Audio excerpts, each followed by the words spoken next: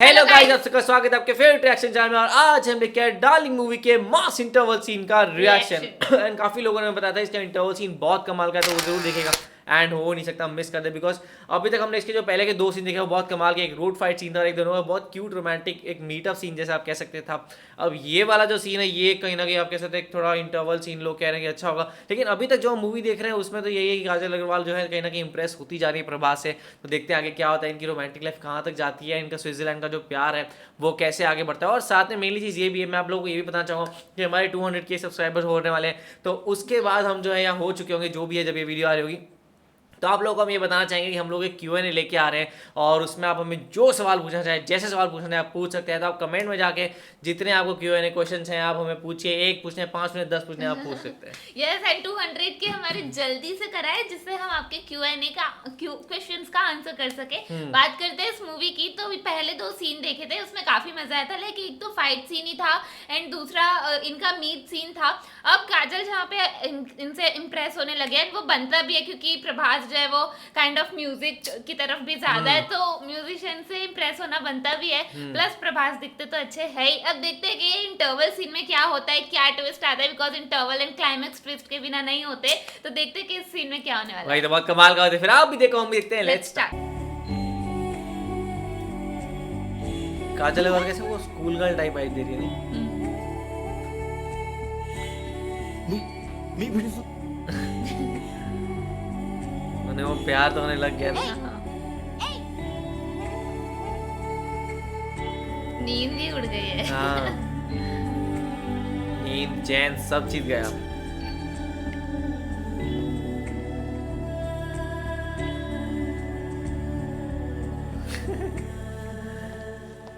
वो ఫ్లవర్స్ ఏంటిది మీ పాస్పోర్ట్లు flight tickets మీరు వెంటనే ఇండియా వెళ్ళిపోండి. क्या हो गया? ఏంటి సార్ సడన్ గా ఏమైంది? ఏమైందో నీకు తెలీదా? నేను మీకు ముందే చెప్పాను ఇక్కడ అమ్మాయిల జోలికి వెళ్ళకూడదని. నువ్వు నందిని ప్రేమించావు. అసలు నందిని ఎవరో తెలుసా? టెక్సాస్లో ఉన్న నా ఫ్రెండ్ కూతురు. నా మీద నమ్మకంతో వాడు ఆ అమ్మాయి బాధ్యతను నాకు అప్పగించాడు. నువ్వు నందిని ప్రేమించావన్న విషయం వాడికి తెలిస్తే నిన్నే కాదు నన్ను కూడా షూట్ చేసి పారేస్తాడు. అందుకే మీరు ఇమీడియట్ గా ఇక్కడి నుంచి వెళ్ళిపోండి. సార్ చెప్పే ప్రభా నన్ను లవ్ చేస్తున్నానని చెప్పే ప్రభా. ఏంటి సార్ మీరు మాట్లాడేది? నేను నందిని లవ్ చేయడం ఏంటి సార్? అది పెద్ద లూజ్ సార్, లూజ్. ये वहाँ बचने के लिए बोल रहे होंगे, हाँ। बट सीरियसली యూస్ ఇప్పించింది, అందుకే మా వెనకాల తిరిగింది. అయినా మేము ఇక్కడికి వచ్చింది డబ్బు సంపాదించడానికి సార్. अब ये ना हो इस सीजन की वजह से पूरी मूवी खराब हो जाए, उसमें बेचारी ये पीछे ही भागती रहे या ये अलग ही होते रहे। ఊహించుకున్నాను సార్. Stop it. ఈ కహాని నాకు చెప్పదు. మీరు వెంటనే బయలుదేరండి. సార్ నేను చెప్పి ఒకసారి వినండి సార్. మాకు 2 days అండి, జస్ట్ 2 days. మేము అనుకుని సంపాదించకపోతాం, కాస్త మీకు కొంత డబ్బు కూడా ఇస్తాం. ఇప్పుడు నాకు కావాల్సింది డబ్బు కాదమ్మా, నా ప్రాణాలు. మీరు వెంటనే బయలుదేరండి. సార్ అలా సడన్ గా వాళ్ళు చెప్తే sir. Shut up and get lost. झूठ भी बोला और वो फिर भी बात नहीं माने। जगह कितनी सुंदर। स्विट्जरलैंड यार, అదేంట్రా स्विट्जरलैंड। నందిని ప్రేమించావు కదా, అంత ఘోరంగా మాట్లాడావు. అంతకంటే ఘోరంగా మీరు నాతో ఒట్టించుకోలేదా?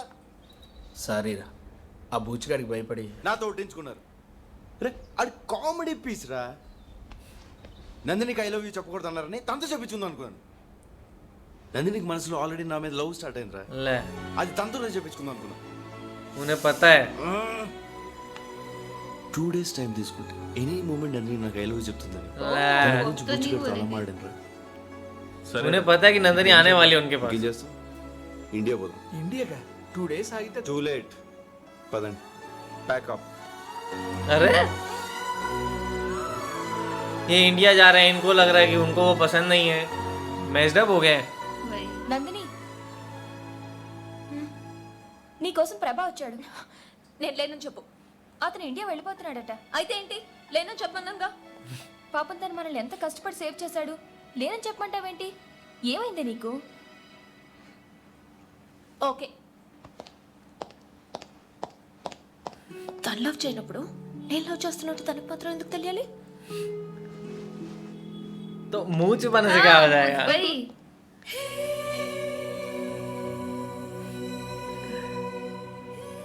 ఏంటి? నీకు ఒక नहीं कुछ शक्ल से पता लग जाता ना वैसा वाला कहीं ना। హే ఎందుకు ఫేస్ కవర్ చేసుకున్నావు? ఏదో తప్పు చేసావు ఆ? అవును తప్పు చేశాను, కానీ నీకు చెప్పాల్సిన అవసరం నాకు లేదు. ఇండియా వెళ్తున్నావు అంతే కదా, గుడ్ బై. నందిని నందిని ఏయ్! तो रूडली गुड बाय बोल के आ गए.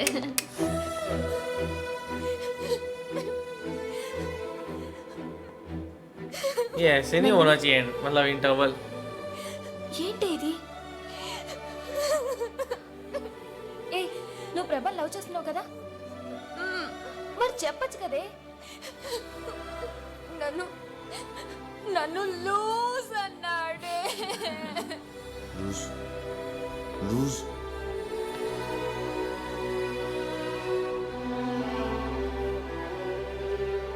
ప్రభా నేను లవ్ చేయట్లేదని నీతో డైరెక్ట్ గా అన్నాడా? हाँ कोई ఒకసారి अक्ल वाली आई. ప్రభా ఇండియా వెళ్లే ముందు నీ దగ్గరికి వచ్చాడంటే అది ఎంతో ఇంపార్టెంట్ అయితే కానీ రాడు కదా. हाँ ఒకవేళ అది లవ్ మ్యాటరే కనుక అయ్యుంటే ఒకసారి వెళ్ళి మాట్లాడు. తన మనసులో నేను లేనని తెలిసాక మాట్లాడలేకపోతున్నానే. పూछ के నువ్వు तो देखो. మాట్లాడద్దు, వెళ్ళి ప్రభా ముందు నుంచో. తనకి ఫేస్ రీడింగ్ తెలుసుగా, నీ మనసులో ఉన్న ప్రేమ విషయం తెలుసు. वो फेस रीडिंग तो नकली थी. వెళ్ళు, ప్రభాని ఇప్పుడు మిస్ అయ్యావంటే లైఫ్ లో నీకు మళ్ళీ దొరకపోవచ్చు. వెళ్ళు. फ्रेंड समझदार है तो हाँ. समझा दिया. నందిని ऐसे लोग अपना ईगो भी जाने नहीं देते, ये तो अच्छा है.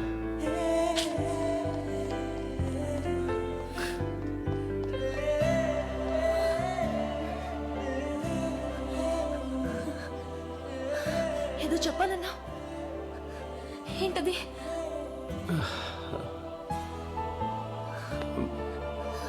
बोल दो. అది ఎలా చెప్పాలో పర్వాలేదు చెప్పు. No problem, tell me fast.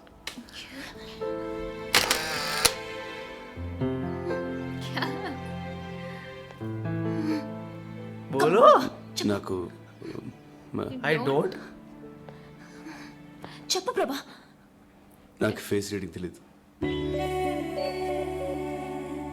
ये बोलना था. और इससे इतना डिप्रेस क्यों हो रही है? ठीक है, नहीं पता, नहीं आती थी. बट ऑफ कोर्स ये इतनी इम्पोर्टेंट बात नहीं थी कि ये बोलने आए होंगे वो अभी भी कुछ बोल रहे हैं. कैसे दिल टूट रहा है नहीं एकदम. वो क्या बोल रहे हैं बट इतना ये शायद वो एक्सप्लेन कर रहे हो कि मैं बस वहीं आ गया था. నందిని ఇది నేను ప్రేమించిన అమ్మాయి, నేను ఎవరో తెలియకుండా ఇచ్చిన గిఫ్ట్.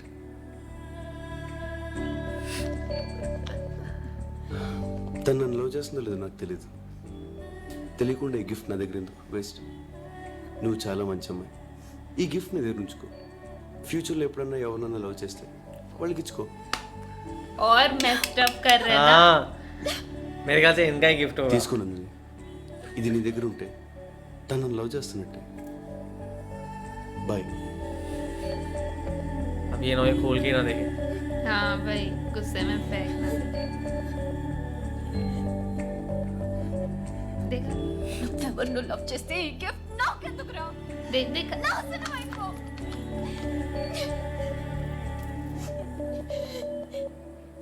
दिख गया. वो म्यूजिक कैसे चेंज हुआ नहीं.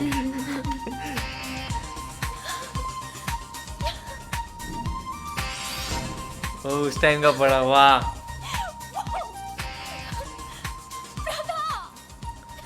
जोरदार. ऐसा होता है इंटरवल कि फाइनली मिलाया. हाँ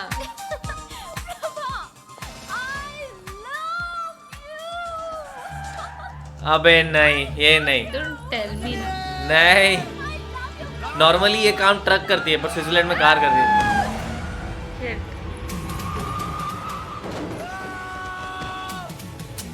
अच्छा खासा लव स्टोरी बन रहा था. अभी तो जो स्टार्ट ही हुआ था और ये सब.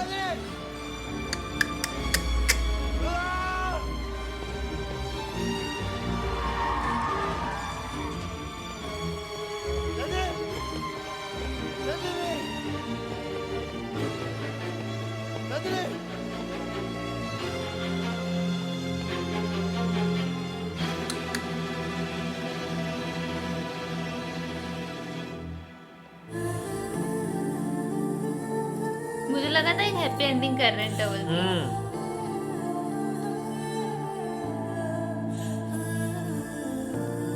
तो ये नहीं पता उनके साथ क्या होगा। कहीं सब याददाश्त न चली इनकी अपनी इंडिया की ट्रिप भी है। सिर पे लगी है ना। ఎందుకు ఏడుస్తున్నావు? Nandini Nandini coma coma.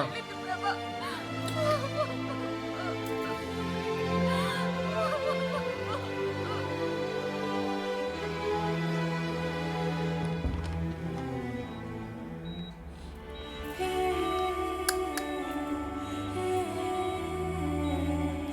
कैसा हो गया नहीं?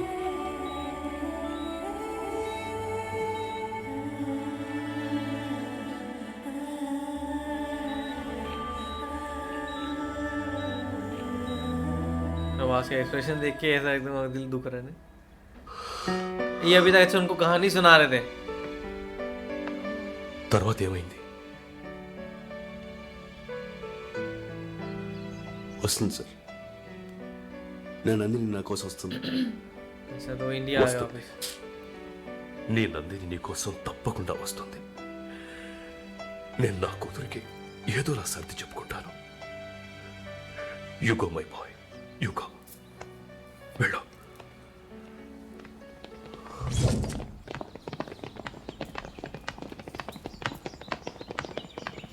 कि फेस एक्सप्रेशन कुछ अलग ही नहीं लग रहे।